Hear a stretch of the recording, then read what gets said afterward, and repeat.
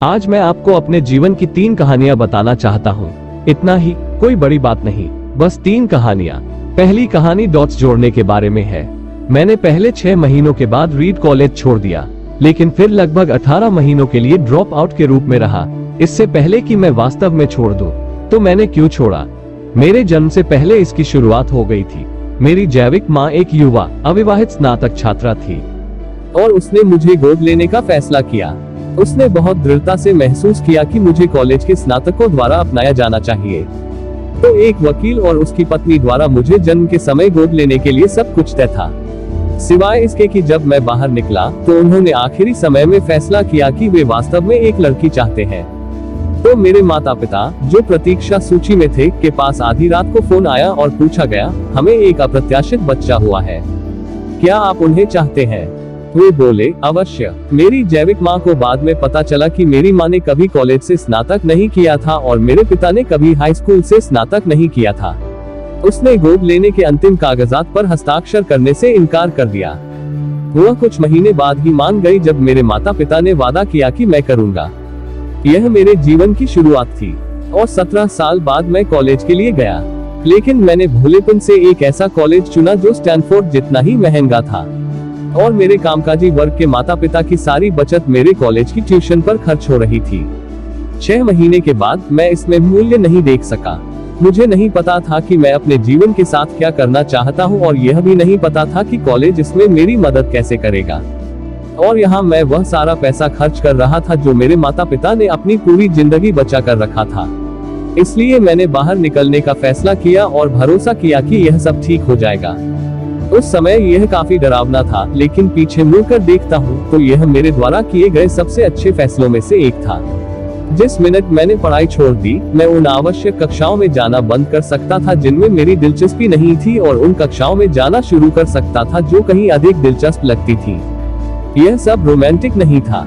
मेरे पास छात्रावास का कमरा नहीं था, इसलिए मैं दोस्त के कमरे में फर्श पर सोता था। मैंने भोजन खरीदने के लिए 5% जमा राशि के लिए कोक की बोतलें लौटाई और मैं हर रविवार की रात शहर भर में 7 मील पैदल चलकर श्री कृष्ण मंदिर में एक अच्छा भोजन प्राप्त करता था। मैं इसे प्यार करता था और बहुत कुछ जो मैंने अपनी जिज्ञासा और अंतर्ज्ञान का अनुसरण करने में ठोकर खाई, वह बाद में अमूल्य साबित हुआ। मैं आपको एक उदाहरण देता हूँ। रीड कॉलेज उस समय देश में शायद सबसे अच्छा सुलेख निर्देश प्रदान करता था। पूरे परिसर में हर पोस्टर, हर दराज पर हर लेबल को खूबसूरती से हाथ से सुलेखित किया गया था। क्योंकि मैंने पढ़ाई बीच में ही छोड़ दी थी और मुझे सामान्य कक्षाएं नहीं लेनी पड़ती थी, इसलिए मैंने यह सीखने के लिए कैलीग्राफी की क्लास लेने का फैसला किया कि यह कैसे करना है। मैंने सेरिफ और सैंस सेरिफ टाइप चेहरों के बारे में सीखा, अलग अलग अक्षर संयोजनों के बीच जगह की मात्रा को अलग करने के बारे में, महान टाइपोग्राफी को महान बनाने के बारे में सीखा। यह एक तरह से सुंदर, ऐतिहासिक, कलात्मक रूप से सूक्ष्म था जिसे विज्ञान पकड़ नहीं सकता और मुझे यह आकर्षक लगा। इनमें से किसी को भी मेरे जीवन में किसी व्यावहारिक प्रयोग की आशा तक नहीं थी। लेकिन 10 साल बाद जब हम पहला मैकिन्टॉश कंप्यूटर डिजाइन कर रहे थे, यह सब मेरे पास वापस आ गया और हमने इसे मैक में डिजाइन किया। यह सुंदर मुद्रण कला के साथ पहला कंप्यूटर था। अगर मैं कॉलेज में उस एकल पाठ्यक्रम पर कभी नहीं गिरा होता, तो मैक में कभी भी कई प्रकार के चेहरे या आनुपातिक रूप से फ़ॉन्ट नहीं होते। और चूंकि विंडोज ने सिर्फ मैक की नकल की है, इसलिए संभावना है कि कोई पर्सनल कंप्यूटर नहीं होगा। अगर मैं कभी स्कूल नहीं छोड़ता, तो मैं उस कैलीग्राफी क्लास में कभी नहीं जाता और निजी कंप्यूटरों में शायद वैसी अद्भुत टाइपोग्राफी नहीं होती जैसी वे करते हैं। बेशक जब मैं कॉलेज में था तब आगे देखते हुए बिंदुओं को जोड़ना असंभव था, लेकिन 10 साल बाद पीछे मुड़कर देखने पर यह बहुत स्पष्ट था।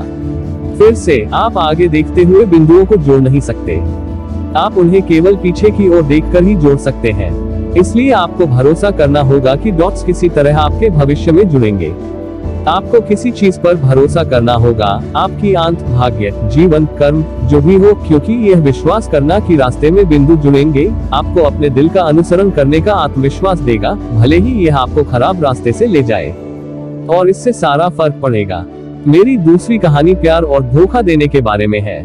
मैं भाग्यशाली हूँ, मुझे वह मिल गया जो मुझे जीवन में जल्दी करना पसंद था। जब मैं 20 साल का था तब वेज और मैंने अपने माता पिता के गैराज में एप्पल की शुरुआत की थी। हमने कड़ी मेहनत की और 10 साल में एप्पल एक गैराज में सिर्फ हम दोनों से बढ़कर 4000 से अधिक कर्मचारियों वाली $2 बिलियन की कंपनी बन गई। हमने अपनी बेहतरीन रचना मैकिंटोश को 1 साल पहले ही रिलीज किया था और मैं अभी 30 साल का हो रहा था। और फिर मैं आगे बढ़ गया। आपने जिस कंपनी की शुरुआत की है उससे आपको कैसे निकाला जा सकता है? ठीक है, जैसे जैसे एप्पल बढ़ता गया, हमने किसी ऐसे व्यक्ति को काम पर रखा जो मुझे लगा कि मेरे साथ कंपनी चलाने के लिए बहुत प्रतिभाशाली है। और पहले साल के लिए चीजें अच्छी तरह से चली गई। लेकिन फिर भविष्य के बारे में हमारे विचार अलग होने लगे और अंततः हमारे बीच अनबन हो गई। जब हमने किया, हमारे निदेशक मंडल ने उनका पक्ष लिया और इसलिए 30 साल की उम्र में मैं बाहर था और बहुत ही सार्वजनिक रूप से बाहर था। मेरे पूरे वयस्क जीवन का ध्यान क्या था वह चला गया था और यह विनाशकारी था। मैं वास्तव में नहीं जानता था कि कुछ महीनों के लिए क्या करना है। मैंने महसूस किया कि मैं उद्यमियों की पिछली पीढ़ी को नीचा दिखाऊंगा कि जब वेतन मुझे दिया जा रहा था तो मैंने उसे गिरा दिया था।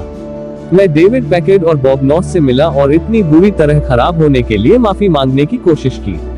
मैं एक बहुत ही सार्वजनिक विफलता थी और मैंने घाटी से भाग जाने के बारे में भी सोचा था। लेकिन धीरे धीरे मुझ पर कुछ हावी होने लगा। मैंने अभी भी जो किया उससे प्यार करता था। एप्पल की घटनाओं के मोड़ ने उसे एक बिट को नहीं बदला था। मुझे अस्वीकार कर दिया गया था, लेकिन मैं अभी भी प्यार में था। 6 मिनट 17 सेकंड 260 और इस तरह मैंने आरंभ करने का फैसला किया।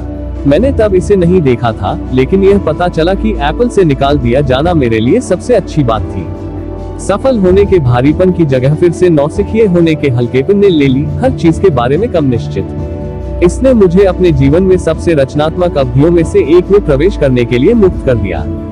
अगले 5 वर्षों के दौरान मैंने नेक्स्ट नाम की एक कंपनी शुरू की, पिक्स्ट नाम की एक और कंपनी शुरू की और मुझे एक अद्भुत महिला से प्यार हो गया जो बाद में मेरी पत्नी बनी।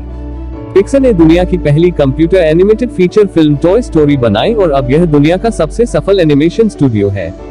घटनाओं के एक उल्लेखनीय मोड़ में एप्पल ने नेक्स्ट को खरीद लिया और मैं एप्पल में लौट आया और हमने नेक्स्ट में जो तकनीक विकसित की वह एप्पल के वर्तमान पुनर्जागरण के केंद्र में है। और लोरेन और मेरा एक साथ एक अद्भुत परिवार है। मुझे पूरा यकीन है कि अगर मुझे एप्पल से नहीं निकाला गया होता तो इनमें से कुछ भी नहीं होता। यह भयानक चखने वाली दवा थी, लेकिन मुझे लगता है कि मरीज को इसकी जरूरत थी। कभी कभी जीवन आपके सिर पर ईंट से वार करने वाला है। विश्वास मत खोना। मुझे विश्वास है कि केवल एक चीज जिसने मुझे आगे बढ़ाया वही यह थी कि मैंने जो किया उससे प्यार किया। 7 मिनट 27 सेकंड 340 आपको वो ढूंढना है जिससे आप प्यार करते हैं और यह काम के लिए उतना ही सच है जितना कि आपके प्रेमियों के लिए। आपका काम आपके जीवन का एक बड़ा हिस्सा भरने जा रहा है और वास्तव में संतुष्ट होने का एकमात्र तरीका वह करना है जिसे आप महान काम मानते हैं। और महान कार्य करने का एक ही तरीका है कि आप जो करते हैं उससे प्यार करें। यदि आपको यह अभी तक नहीं मिला है तो देखते रहें और समझौता न करें। जैसा कि दिल के सभी मामलों में होता है, जब आप इसे पा लेंगे तो आपको पता चल जाएगा। और किसी भी अच्छे रिश्ते की तरह जैसे जैसे साल बीतते हैं यह बेहतर और बेहतर होता जाता है। तो देखते रहो, स्थिर मत रहो। मेरी तीसरी कहानी मृत्यु के बारे में है। जब मैं 17 साल का था तो मैंने एक उद्धरण पढ़ा था जो कुछ इस तरह था, यदि आप हर दिन ऐसे जीते हैं जैसे कि यह आपका आखिरी दिन है तो किसी दिन आप निश्चित रूप से सही होंगे। इसने मुझ पर एक छाप छोड़ी और तब से पिछले 33 सालों से मैंने हर सुबह आईने में देखा और खुद से पूछा, अगर आज मेरे जीवन का आखिरी दिन होता तो क्या मैं वह करना चाहता जो मैं आज करने जा रहा हूँ। और जब भी लगातार कई दिनों तक जवाब ना में आता है तो मुझे पता होता है कि मुझे कुछ बदलने की जरूरत है। 8 मिनट 36 सेकंड 400 स्पीकर 1। यह याद रखना कि मैं जल्द ही मर जाऊंगा जीवन में बड़े चुनाव करने में मेरी मदद करने के लिए सबसे महत्वपूर्ण उपकरण है। क्योंकि लगभग सब कुछ, सभी बाहरी उम्मीदें, सारा गर्व, शर्मिंदगी या असफलता का सारा डर, ये चीजें बस मौत के सामने गिर जाती हैं। केवल वही बचता है जो वास्तव में महत्वपूर्ण है। यह याद रखना कि आप मरने जा रहे हैं, यह सोचने के जाल से बचने का सबसे अच्छा तरीका है कि आपके पास खोने के लिए कुछ है। तुम पहले से ही नग्न हो। अपने दिल की बात न मानने का कोई कारण नहीं है। कोई भी मरना नहीं चाहता है। यहाँ तक कि जो लोग स्वर्ग जाना चाहते हैं वे भी वहाँ पहुँचने के लिए मरना नहीं चाहते। और तब भी मृत्यु एक ऐसा ठिकाना है जिसे हम सब साझा करते हैं। इससे कोई भी नहीं बच सका है और ऐसा ही होना चाहिए, क्योंकि मृत्यु जीवन का सबसे अच्छा आविष्कार है। यह जीवन का परिवर्तन कारक है। यह नए के लिए रास्ता बनाने के लिए पुराने को साफ करता है। अभी आप नए हैं, लेकिन किसी दिन, अब से बहुत दूर नहीं, तुम धीरे धीरे पुराने हो जाओगे और साफ हो जाओगे। इतना नाटकीय होने के लिए क्षमा करें, लेकिन ये बिल्कुल सच है। आपका समय सीमित है, इसलिए इसे किसी और की जिंदगी जीने में बर्बाद न करें।